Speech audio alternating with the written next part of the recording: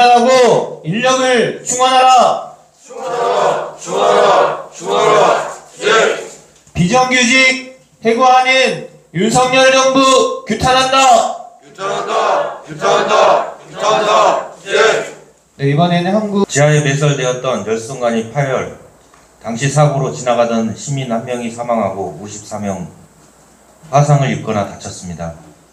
일산소방서에 따르면 200m가 넘는 도로가 파설된 정도로 물길 강도가 세었고 고양시 4,700세대가 넘는 가구에 온수가 끊기는 등 난방이 중단되었습니다.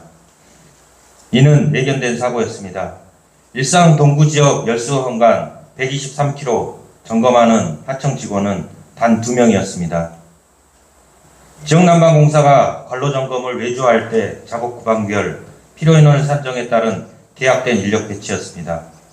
적은 비용을 들여 적은 인원으로 최소한의 점검만 진행했던 것입니다. 이는 매우 형식적인 점검이 이루어질 수밖에 없는 원인 중에 하나였습니다. 이후 정부와 지역난방공사는 대책을 마련했습니다.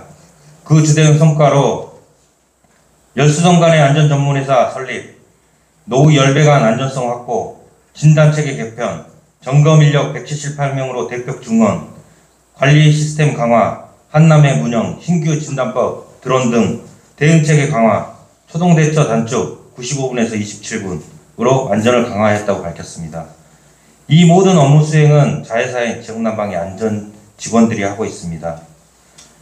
이 또한 자회사의 성과이기도 합니다.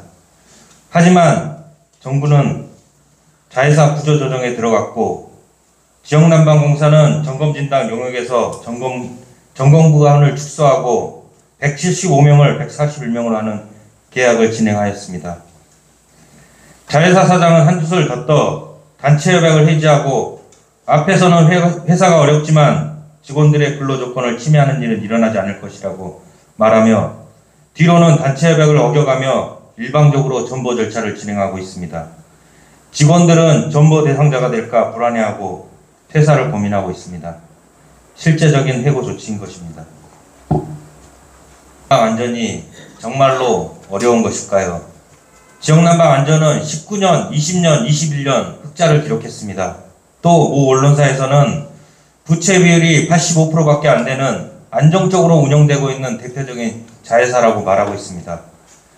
자회사 사장이 말한 대로 진짜 회사가 어려우면 직원들의 희생을 강요하지 말고 경영진이 먼저 자기 출혈을 해야 합니다. 또 윤석열 정부는 자회사는 구조조정 대상 지혜라고 했습니다. 또 산업안전은 예방이 먼저라고 말했습니다. 정부가 거짓말을 하고 있는 것입니까? 정부가 만만해서 지역난방공사가 정부 지침을 따르지 않는 것입니까? 2022년 계약에서 지역난방 안전인력은 20% 감소했습니다. 지역난방 요금은 올해만 16% 인상됐습니다. 올겨울 난방비를 절약하기 위해 시민들은 이제 추위와 싸워야 됩니다. 허리띠를 졸라매야 됩니다.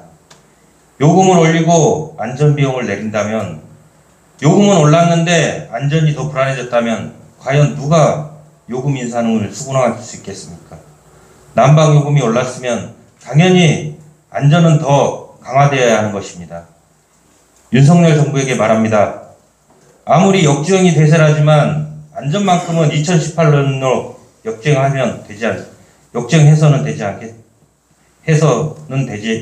돼야 되지는 않겠습니까? 윤석열 정부는 당장 구조조정을 중단해야 합니다.